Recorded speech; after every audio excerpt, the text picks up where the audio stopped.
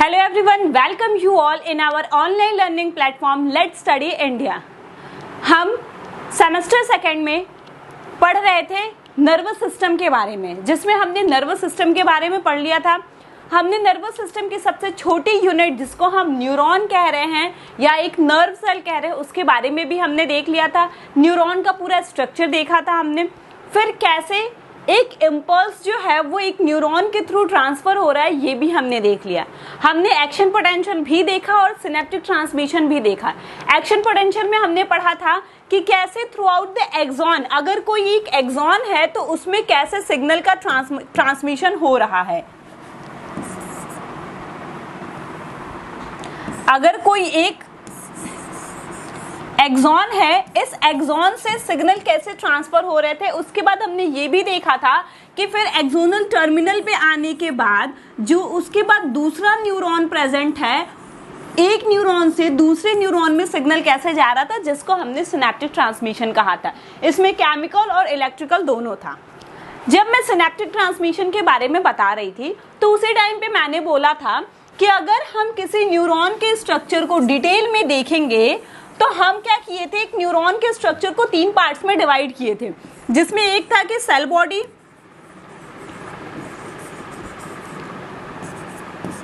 Axon और axonal terminal.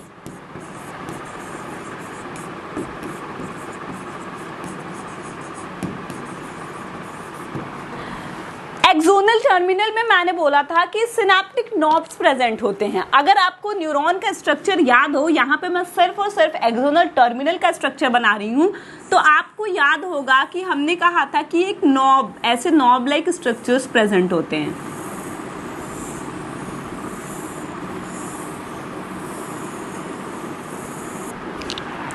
और इस नॉब लाइक स्ट्रक्चर के अंदर क्या था, इस नॉब लाइक स्ट्रक्चर के अंदर वेसाइकल्स होंगे।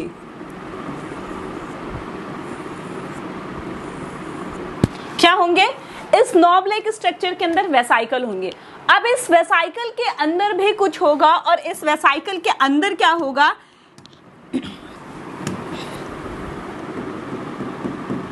इस वेसाइकल के अंदर जो होगा इसी को हम क्या कहते हैं, न्यूरोट्रांसमीटर। क्या कहते हैं?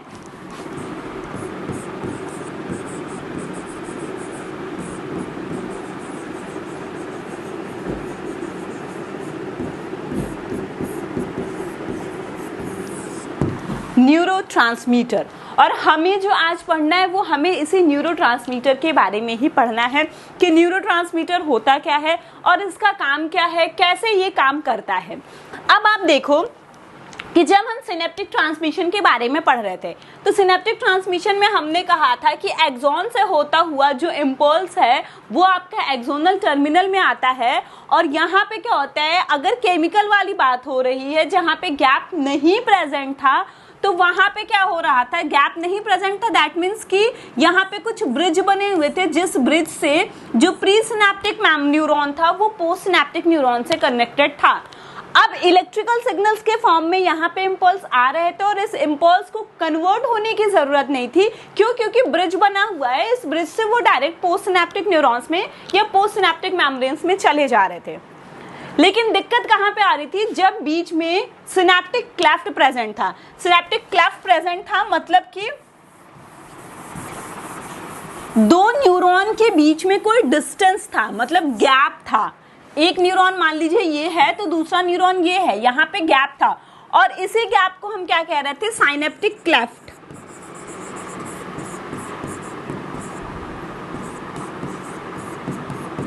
इसी गैप को हमने कहा था साइनेप्टिक क्लेफ्ट। दिक्कत यहाँ पे आ रही थी, तो यहाँ पे क्या हो रहा था कि ये वेसाइकल्स जो प्रेजेंट थे जिसके अंदर न्यूरोट्रांसमीटर्स प्रेजेंट हैं, यहाँ पे हमने कहा था कि जो इलेक्ट्रिकल एनर्जी के फॉर्म में सिग्नल्स आएंगे वो ये न्यूरोट्रांसमीटर उन सिग्नल्स को ले लेगा और यही न्यूरोट्रांसमीटर रिस्पॉन्सिबल रहेगा जो पोस्ट सिनेप्टिक मेम्ब्रेन तक इस सिग्नल को ट्रांसफर करेगा। तो करना क्या है, इसको ये सिग्नल्स को लेगा, ये सिग्नल्स को लेगा। और हमने कहा था कि जैसे ही सिग्नल्स यहाँ आ रहे थे, इन सिग्नल्स के आने की वजह से क्या हो रहा था कि यहाँ पे जो कैल्शियम आयन चैनल था वो कैल्शियम आयन चैनल ओपन हो जा रहा था। उस कैल्शियम आयन चैनल के ओपन होने की वजह से क्या हो रहा था कि ये जो सिनेप्टिक वेसाइकल्स थे, ये सिनेप्टिक वेसाइकल्स ट्रिगर हो रहे थे और जा करके इस सरफेस पे फ्यूज कर रहे थे। और जैसे ही ये इस सरफेस पे फ्यूज करते हैं तो क्या होता है कि ये जो न्यूरोट्रांसमीटर हैं वो आपका इस गैप में, ये जो गैप है इस गैप में सारे न्यूरोट्रांसमीटर रिलीज हो जाएंगे। इस गैप में सारे न्यूरोट्रांसमीटर रिलीज हो जाएंगे और जब ये न्यूरोट्रांसमीटर इस गैप में रिलीज होंगे तो क्या होगा, जो पोस्ट सिनेप्टिक मेम्ब्रेन है, मतलब जिसको सिग्नल को रिसीव करना है, उस मेम्ब्रेन के पास रिसेप्टर्स प्रेजेंट होंगे। अब न्यूरोट्रांसमीटर भाई एक तरीके का तो होता नहीं है, बहुत टाइप्स के न्यूरोट्रांसमीटर्स होते हैं। तो हर न्यूरोट्रांसमीटर के लिए उसका स्पेसिफिक रिसेप्टर प्रेजेंट होगा और वो रिसेप्टर क्या करेगा, उस न्यूरोट्रांसमीटर्स को रिसीव करेगा और जैसे ही वो उस न्यूरोट्रांसमीटर्स को रिसीव करेगा तो इसके अंदर जो सिग्नल रहेगा वो आपका पोस्ट सिनेप्टिक मेम्ब्रेन में चला जाएगा और फिर वही प्रोसेसेस फिर से रिपीट होंगी। ये एक तरीका है जिससे न्यूरोट्रांसमीटर काम कर रहा है। तो न्यूरोट्रांसमीटर को हम कह सकते हैं कि ये एक केमिकल नेचर का कंपाउंड होता है जो करता क्या है, ये काम क्या करता है, ये काम करता है सिग्नल को ट्रांसफर करने का। सिग्नल को एक न्यूरॉन से दूसरे न्यूरॉन तक, या आप कह सकते हो कि एक न्यूरॉन से दूसरे सेल तक, अब वो सेल कोई भी हो सकता है, मस्कुलर सेल हो सकता है, कोई ग्लैंड हो सकता है, मान लीजिए हार्मोन का सिक्रेशन। एक्चुअली क्या है, हमने कहा था स्टार्टिंग में ही इस चैप्टर के कि जो हमारा नर्वस सिस्टम हो रहा है ये हमारी पूरी बॉडी को कंट्रोल कर रहा है, पूरी बॉडी को कंट्रोल कर रहा है, एक कंट्रोल और कोऑर्डिनेटेड मैनर में काम करा रहा है। अगर आपको याद होगा क्लास 10th में आपने एक चैप्टर पढ़ा था कंट्रोल एंड कोऑर्डिनेशन, उस कंट्रोल एंड कोऑर्डिनेशन चैप्टर में भी आपने इसी नर्वस सिस्टम के बारे में ही पढ़ा था, लेकिन चैप्टर का नाम है क्या, कंट्रोल एंड कोऑर्डिनेशन। क्यों? क्योंकि ये नर्वस सिस्टम ही रिस्पॉन्सिबल होता है हमारी पूरी बॉडी को एक कंट्रोल और कोऑर्डिनेटेड मैनर में काम कराने के लिए। तो कंट्रोल और कोऑर्डिनेटेड मैनर में काम कराने के लिए सब कुछ जरूरी होता है। हमारा मेंटल हेल्थ भी फिट होना चाहिए, फिजिकल हेल्थ भी फिट होनी चाहिए, हमारी हार्मोनल रेगुलेशन भी फिट होने चाहिए। अगर कुछ भी गड़बड़ होता है तो सारी चीजें गड़बड़ हो जाएंगी। तो ये तो जरूरी नहीं है ना कि एक न्यूरॉन जो होगा वो सिर्फ और सिर्फ एक न्यूरॉन सेल को ही सिग्नल देगा। नहीं, हमारे हाथ में कोई दिक्कत हो रही है, हमारा हाथ कहीं जल रहा है, हमारे हाथ में कुछ हो रही है, तो इस टाइम तो सिग्नल हमारे हाथ को मिलना चाहिए कि भाई तू अपना हाथ हटा। अगर तुम हाथ नहीं हटाओगे तो तुम्हारा हाथ जो है वो जल जाएगा। तो यहाँ पे क्या हो रहा है कि न्यूरॉन जो है वो हमारे यहाँ के सेल्स, यहाँ के मसल्स को सिग्नल दे रहा है। अभी मान लीजिए कोई हार्मोन का सिक्रेशन बहुत ज्यादा हो रहा है, लेकिन अभी जैसे मान लीजिए अगर हम डाइजेशन की बात करते हैं, डाइजेशन में बहुत से एंजाइम सिक्रीट किए जाते हैं अलग अलग डाइजेशन करने के लिए, अलग अलग जगह पे, स्टमक में, इंटेस्टाइन में, अलग अलग जगह पे अलग अलग हार्मोन्स, अलग अलग एंजाइम्स की जरूरत होती है। लेकिन क्या ऐसा होता है कि हर टाइम सारे एंजाइम सिक्रीट होंगे? नहीं, जब जिसकी ज्यादा जरूरत रहती है तब वो ज्यादा सिक्रीट होता है, जब उसकी जरूरत नहीं होती तो उसको रोक दिया जाता है निगेटिव फीडबैक मैकेनिज्म से। निगेटिव फीडबैक मैकेनिज्म में उसको रोक दिया जाता है। तो ये सारे काम कौन करवा रहा है, ये सारे काम कंट्रोल कौन कर रहा है, ये सारा कौन कंट्रोल कर रहा है, हमारा नर्वस सिस्टम ही कंट्रोल कर रहा है ये सारे चीज को।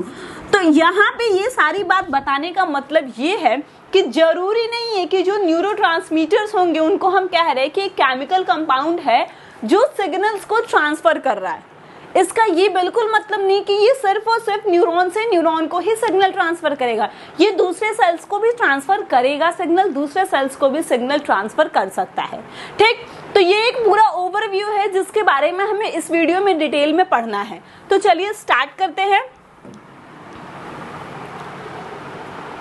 देखिए यहाँ पे वही बात है जो अभी हम लोगों ने देखा था, न्यूरोट्रांसमीटर के बारे में पढ़ेंगे कि न्यूरोट्रांसमीटर है क्या। न्यूरोट्रांसमीटर एक केमिकल मैसेंजर है जो जिसके बिना हो सकता है हमारी बॉडी काम न करे।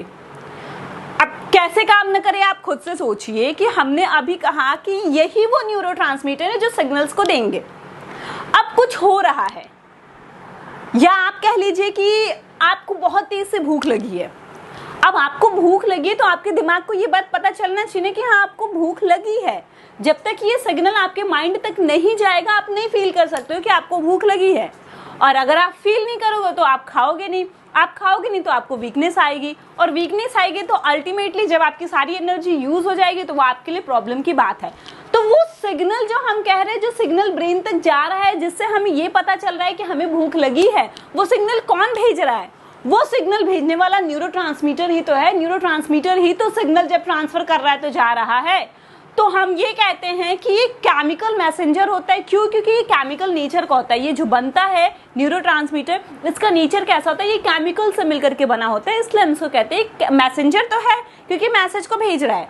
कैसा मैसेंजर है? तो केमिकल मैसेंजर है, और हो सकता है कि इसके बिना हमारी बॉडी जो है वो फंक्शन न कर पाए, हमारी बॉडी जो है काम न कर पाए। इनका काम क्या है? इनको एक जॉब दे दिया गया है कि भैया आपको सिग्नल्स को, मतलब बोले तो किसको, मैसेजेस को एक न्यूरॉन से, मतलब एक नर्व सेल से दूसरे टारगेट सेल तक पहुंचाना है। इनका काम क्या है? हमने कहा कि एक भाई साहब हैं, इन भाई साहब का नाम क्या है? तो हमने इनको नाम दे दिया है केमिकल मैसेंजर।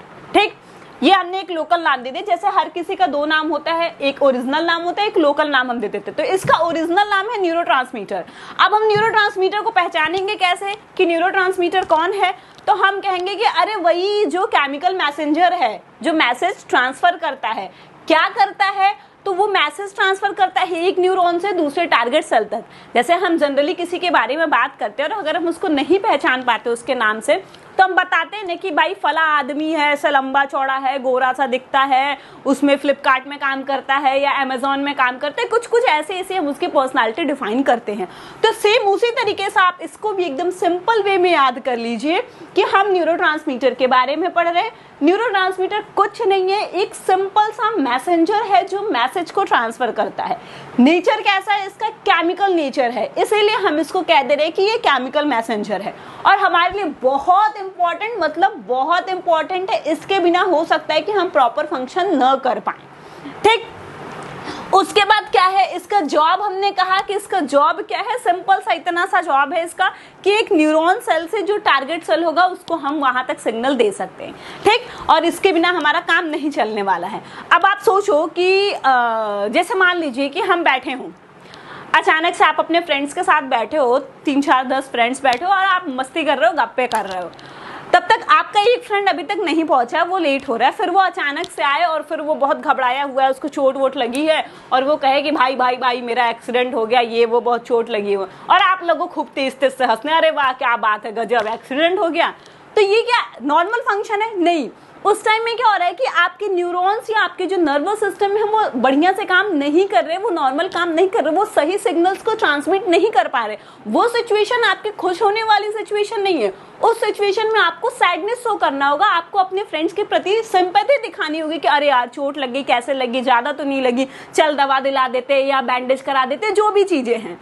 लेकिन आप नॉर्मल फंक्शन नहीं कर रहे हो। तो अगर आपका न्यूरोट्रांसमीटर बढ़िया से फंक्शन नहीं कर रहा है तो सही सिग्नल ट्रांसफर नहीं होगा, सही सिग्नल ट्रांसफर नहीं होगा तो आप सही रिस्पॉन्स भी नहीं दोगे। इसके लिए हमारे लिए बहुत ज्यादा जरूरी है।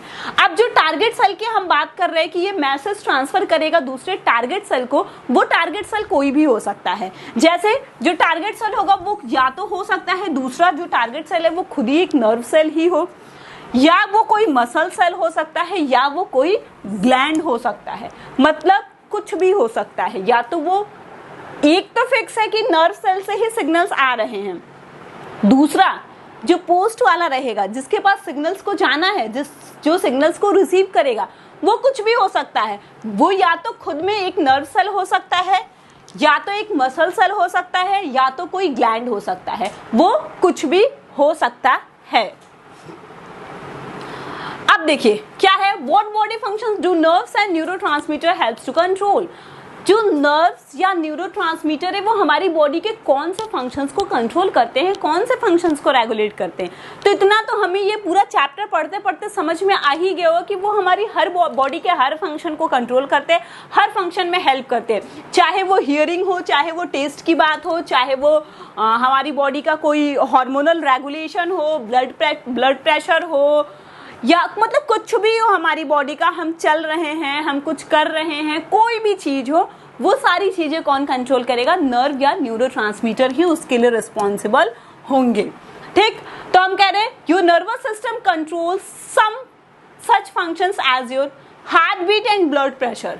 आपकी जो हार्ट बीट हो रही है, हार्ट बीट हम कहते हैं क्या होता है, इनवॉलेंट्री एक्शन होता है। इनवॉलेंट्री मतलब हमारे विल के कंट्रोल में नहीं है, हमारे विल के कंट्रोल में नहीं है, लेकिन हमारा नर्वस सिस्टम उसको बैलेंस किए हुए है, हमारा नर्वस सिस्टम उसको बैलेंस किए हुए है। अगर नर्वस सिस्टम गड़बड़ाएगा तो वो हमारा हार्ट बीट जो होगा, हार्ट रेट जो होगा, वो भी गड़बड़ हो सकता है। ब्लड प्रेशर भी हमारा फ्लक्चुएट कर सकता है, हार्मोनल रेगुलेशन हो सकता है। हमारी ब्रीदिंग जो है, हमारी ब्रीदिंग भी कौन कंट्रोल कर रहा है, न्यूरोट्रांसमीटर या नर्व्स कर रहे हैं।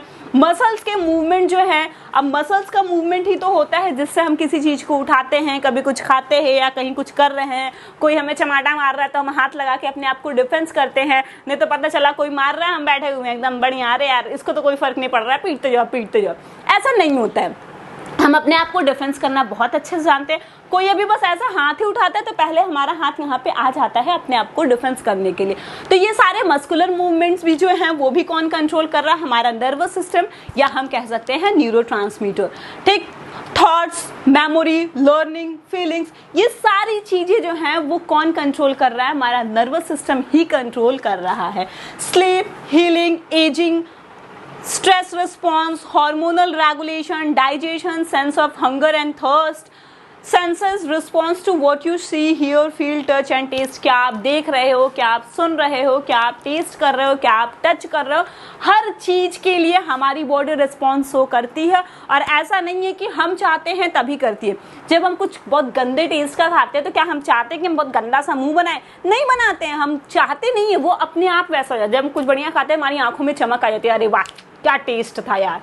तो ये हम अपने से नहीं करते, ये सारी चीजें हमारे नर्वस सिस्टम से, हमारे न्यूरॉन से, हमारे न्यूरोट्रांसमीटर से जो इम्पल्स ट्रांसफर हो रहे हैं, जो सिग्नल्स आ रहे हैं, ये उनकी वजह से ही कंट्रोल किया जाता है। वही जो है इन सारी चीजों को कंट्रोल कर रहे हैं। तो ये आपका एक लिस्ट है जो फंक्शंस जो है हमारी बॉडी में जो फंक्शंस हो रही है उन सबको कंट्रोल कर रहा है। कौन कंट्रोल कर रहा है, हमारा नर्वस सिस्टम या हमारा न्यूरोट्रांसमीटर, या आप कह सकते हैं नर्व सेल,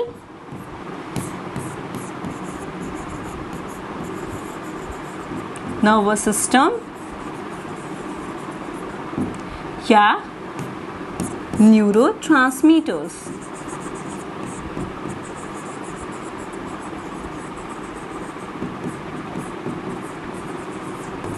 ठीक, ये सारी चीजें कौन कंट्रोल कर रहा है। और आप देखोगे तो इसमें सारी चीजें आ गई जितनी हमारी बॉडी में हो रही है, कुछ बचा हुआ नहीं है, सारी चीजें तो आ गई। हार्मोनल रेगुलेशन वाली चीजें आ गई हैं, मसल मूवमेंट हो ही रहा है, ब्रीदिंग हो ही रहा है, डाइजेशन हो ही रहा है, सारे सेंसर्स इसमें इंक्लूडेड है ही। तो मिला जुला के हम कहेंगे कि हम कुछ भी करते हैं तो ये सारी चीजें हमारी नर्वस सिस्टम कंट्रोल करिए। अब ऐसा नहीं है कि कल से आप क्या करना है कि जाके किसी का मर्डर करके आना और कहना भैया मैंने नहीं मर्डर करा है, ये हमारा नर्वस सिस्टम कंट्रोल कर रहा है, हमारा नर्वस सिस्टम कहा था जाके मर्डर करके आ जाओ, तो मर्डर करके आगे नहीं। वो कुछ चीजें होती है जो हम चाह के करते हैं, लेकिन कहीं ना कहीं उसके लिए भी हमारा नर्वस सिस्टम ही रिस्पॉन्सिबल होता है। अगर मान लीजिए हम आपको कहें कि जाओ और जाकर एक मर्डर करके आओ, आप कहोगे क्यों करे भाई, मैं मर्डर क्यों करूं?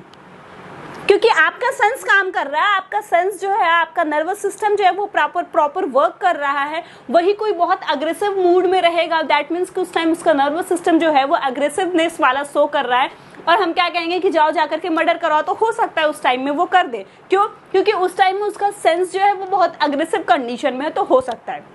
ठीक है, तो कहने का मतलब है जो भी आप करते हो, जो भी आप सोचते हो, जो भी आप फील करते हो, व्हाटएवर, सब कुछ कंट्रोल कौन कर रहा है, हमारा नर्वस सिस्टम। और नर्वस सिस्टम के अंदर सिग्नल को ट्रांसफर कौन कर रहा है, वो हमारा न्यूरोट्रांसमीटर।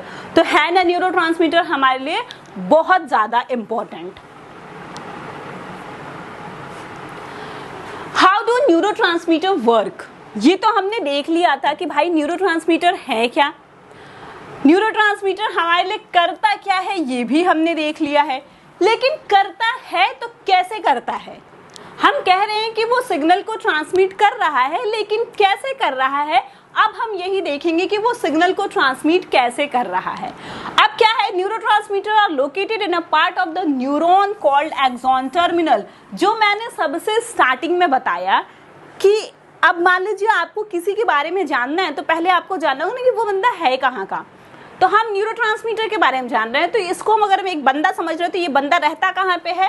ये बंदा रहता है एक्सोन टर्मिनल के पास, जो हम कहे थे कि सिनेप्टिक नॉब्स प्रेजेंट होती हैं। इस नॉब्स के अंदर कौन रहता है? एक वेसाइकल रहता है, मतलब इस नॉब के अंदर ही उसका बंगला है, और उस बंगले के अंदर कौन रहता है? वो न्यूरोट्रांसमीटर रहता है। मतलब इस एक्सोनल टर्मिनल के अंदर इसका लोकेशन है। रहता कहाँ है? एक्सोनल टर्मिनल के अंदर ये रहता है। They are stored within the thin-walled sac synaptic vesicles। अभी तक मैं चिल्ला के बता रही थी कि क्या होता है कि ये तो हो गया एक्सोनल टर्मिनल, इसके अंदर एक थिन वॉल्ड सैक मतलब थैला के जैसा एक स्ट्रक्चर प्रेजेंट होता है, एक मोटी सी थैली प्रेजेंट होती है।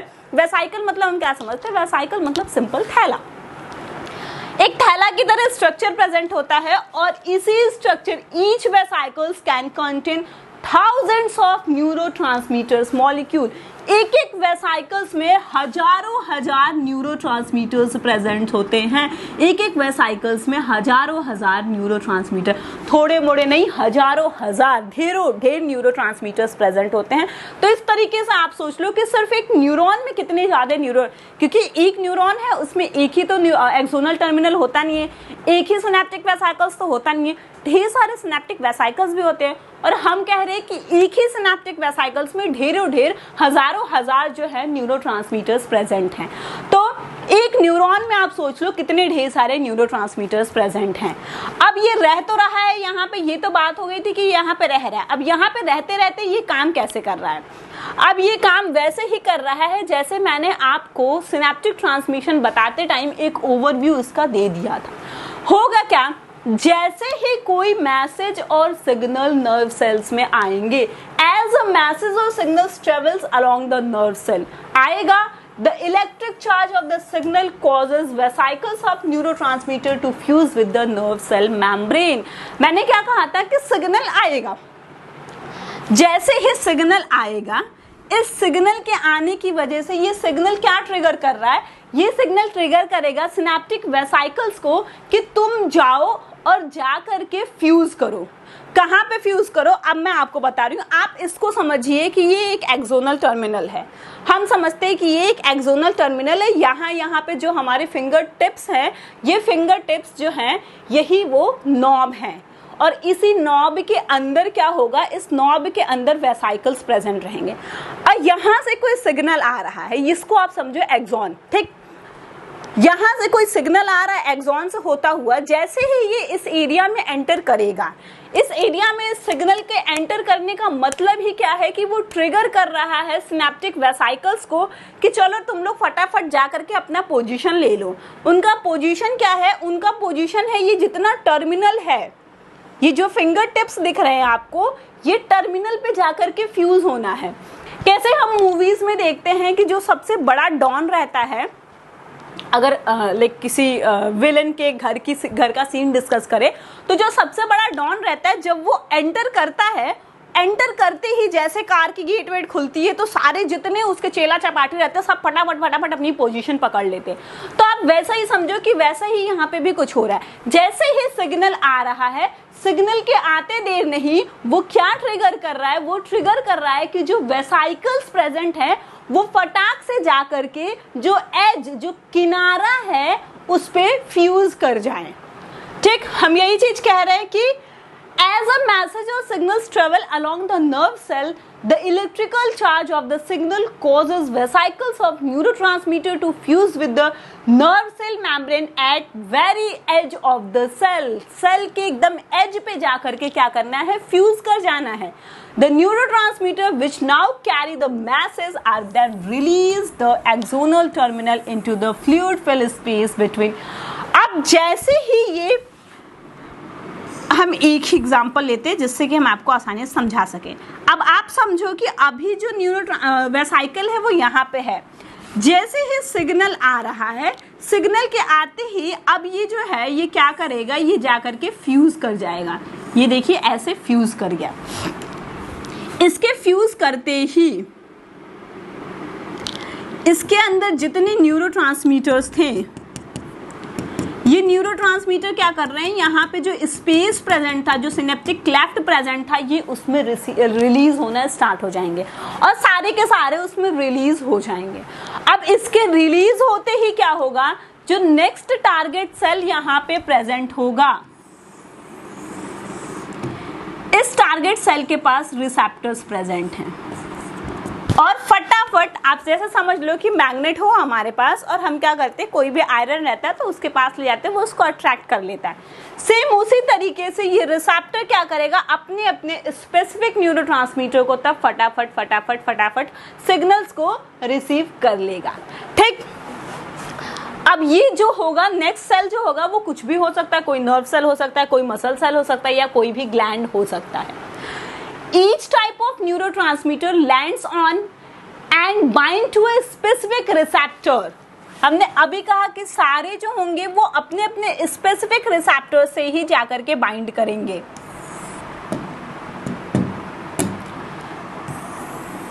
ठीक है, अपने टारगेट साइट पे। जैसे हम क्या देखते हैं कि अगर कोई एक लॉक होता है हमारे पास, तो हर लॉक का अपना एक स्पेसिफिक की होता है। हम किसी भी की से किसी भी लॉक को नहीं खोल सकते। क्यों? क्योंकि भाई हर लॉक का अपना सेट आता है। अगर कोई लॉक है तो उसका अपना एक स्पेसिफिक की ही होगा। सेम उसी तरीके से जो रिसेप्टर है उसका अपना कोई स्पेसिफिक ही सिग्नल होगा जिसको वो रिसीव करेगा। सारे सिग्नल्स को वो रिसीव नहीं करेगा, किसी के भी साथ जाकर के बाइंड नहीं हो जाएगा। बहुत लॉयल है, जिसके लिए बने हैं सिर्फ उसी के पास जाएंगे, किसी के भी पास ये नहीं जाएंगे। ठीक, लाइक अ की that contains only fit and work into a partner lock. जो आफ्टर बाइंडिंग होने के बाद क्या होता है, जो न्यूरोट्रांसमीटर होता है वो ट्रिगर करता है change on action in the target cell like an electrical signal under nerve cells muscles contraction. जैसे ही बाइंडिंग होगा तो उस बाइंडिंग के बाद एक्शन पोटेंशियल जनरेट हो जाएगा। किसमें जनरेट होगा एक्शन? हमारे पास दो सेल हैं, एक वो है जो भेज रहा है, एक वो है जो रिसीव कर रहा है। तो जो हम ये चेंज वाली बात ला रहे हैं, ये चेंज किसमें हो रहा है? ये चेंज इसमें होगा जो रिसीव कर रहा है। किसमें होगा? जो रिसीव कर रहा है इसमें चेंज होगा। और अब कैसा सिग्नल है डिपेंड करता है, उस अकॉर्डिंग चेंज होगा। जैसा सिग्नल होगा वैसा हमें चेंज देखने को मिलेगा। तो आपने देखा कि कैसे एक न्यूरोट्रांसमीटर जो है वो काम कर रहा है। अब क्या है, व्हाट एक्शन और change do neurotransmitter transmit to the target cell? कौन कौन सी चीजें वो ट्रांसमिट करता है? तो neurotransmitter transmit one of the like वो बहुत सी चीजें करा सकता है। चाहे तो वो क्या कर सकता है, एक्साइट करा सकता है, जो मेम्ब्रेन हो उसको एक्साइट करा सकता है, या हो सकता है उसको इनहिबिट भी कर सकता है, रोक भी सकता है, कुछ भी कर सकता है। तो उसी बेसिस पे हम देखेंगे आगे। जैसे एक्साइटेटरी, अगर हम एक्साइटेटरी की बात कर रहे हैं तो क्या है, ये जो एक्साइटेटरी न्यूरोट्रांसमीटर्स होंगे, इनके नाम से समझ में आ रहा है। मैं हमेशा कहती हूँ कि आप साइंस पढ़ो या बायो पढ़ो या कोई भी सब्जेक्ट पढ़ो, आपको ज़्यादा दिमाग लगाने की ज़रूरत नहीं है। नाम पहले देखा करो, नाम का पोस्टमार्टम कर डालो। नाम का अगर आप एक बार पोस्टमार्टम कर लेते हो तो दैट मीन्स कि आप आधे कॉन्सेप्ट ऐसे ही समझ लिए। अब अगर हम इस नाम का पोस्टमार्टम करें तो इसमें से एक वर्ड निकल के आएगा जो होगा क्या, एक्साइट। क्या निकल के आएगा, एक्साइट। तो इसका मतलब कि ये कुछ ऐसा न्यूरोट्रांसमीटर है जो एक्साइट करने वाला काम कर रहा है। एक्साइटेटरी न्यूरोट्रांसमीटर क्या करता है, excite the neuron and causes it fire of the message. भाई एक्साइट कर दिया। एक्साइटेड स्टेट में आने के बाद हम क्या करते हैं, एकदम अंधाधुंध काम करना शुरू करते हैं। हमें कोई एक्साइट कर दे, अरे यार क्या गजब, क्या काम करते हो यार, क्या मैगी बनाते हो, तुम्हारे में हाथ की मैगी खा के एकदम दिल खुश हो जाता है। अब क्या होता है, हम एक्साइटेड स्टेट में आता है, अरे वाह इतनी तारीफ हुई है, आज तो एकदम बना ही देंगे मैगी की, खा के सब लोग बेहोश एकदम। तो वही काम यहाँ पे भी हो रहा है कि एक्साइटेटरी है, मतलब ये एक्साइट कर रहा है। एक्साइट कर रहा है, जैसे ही ये एक्साइट करेगा तो हमको ये वर्ड याद रखना है, फायर ऑफ द मैसेज। ये मैसेज को एकदम फायर करना स्टार्ट कर रहे, एकदम यहाँ से मैसेज निकलना स्टार्ट हो रहा है। और अपना एक्साइटेटरी मतलब यहाँ पे सिग्नल जो होंगे वो बहुत जल्दी ट्रांसफर होंगे। जो हमारा स्टिमुलस रिस्पॉन्स होगा वो बहुत अच्छा होगा और बहुत तेज होगा। Meaning the message continues to be passed along the neuron या नर्व सेल, मतलब मैसेज पास होते ही जाएंगे, मैसेज जो होंगे वो ट्रांसफर होते जाएंगे। होता क्या, does not cause action potential in post synaptic neuron, ये पोस्ट सिनेप्टिक न्यूरॉन में एक्शन पोटेंशियल नहीं कॉज करेगा। ये होगा क्या, caused people digestion in membrane by opening,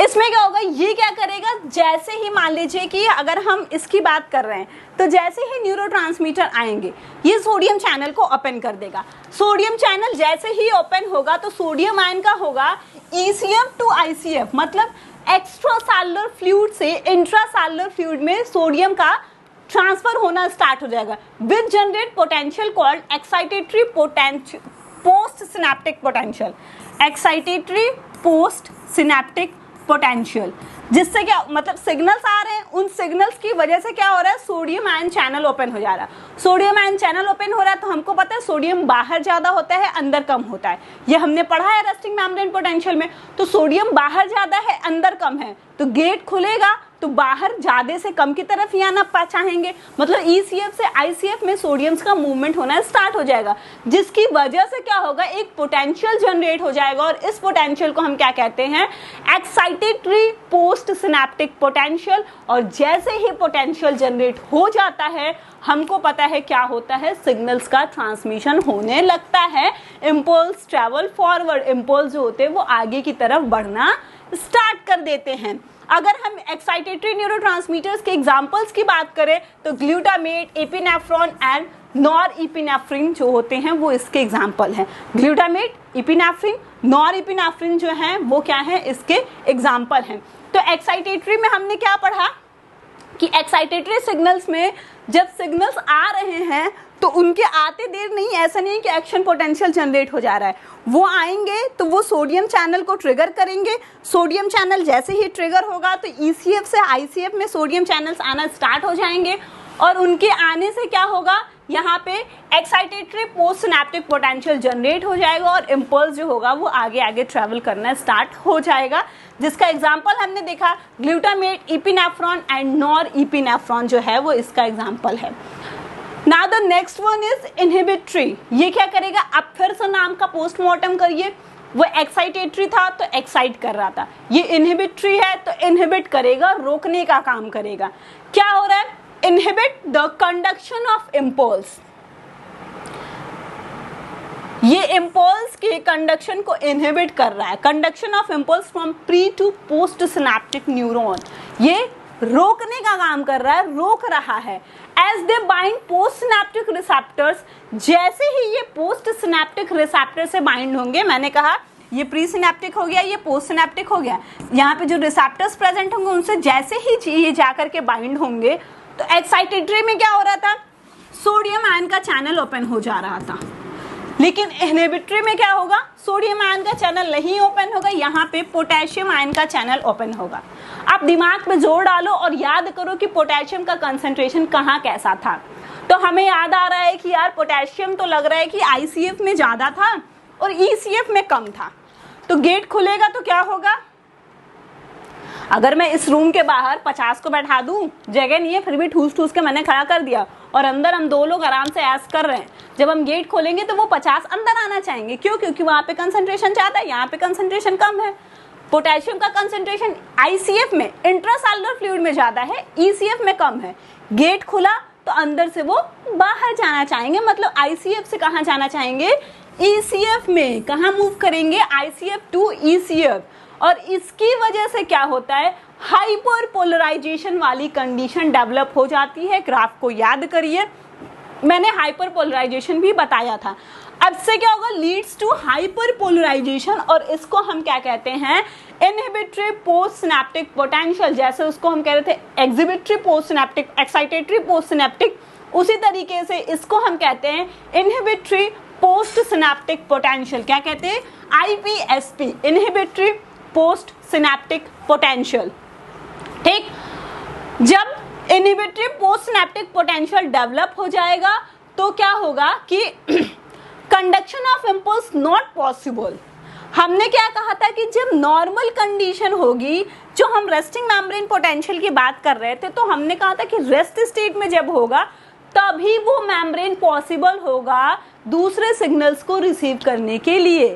अगर मेम्ब्रेन हाइपरपोलराइज्ड है, डीपोलराइज्ड है, रीपोलराइज्ड हो रहा है अगर ऐसी कोई कंडीशन है तो उस टाइम में दूसरा सिग्नल रिसीव नहीं किया जाएगा सॉरी अगर ऐसी कोई कंडीशन है तो उस टाइम में दूसरा सिग्नल रिसीव नहीं होगा। इसी को हमने रिफ्रैक्टिव पीरियड भी कहा था।